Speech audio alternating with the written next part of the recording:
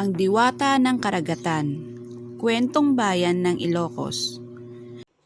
Sa isang nayon, ang mga tao ay masaya at masaganang namumuhay.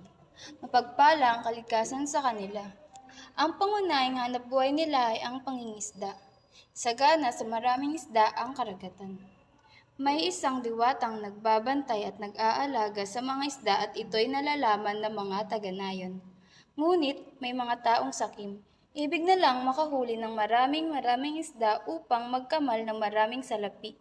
Gumamit sila ng dinamita kaya't labis na napinsala ang mga isda, pati ang maliliit ay namatay. Nagalit ang diwata sa kasakiman ng mga tao, kaya't mula noon ay wala nang mahuli kahit na isda ang mga ito.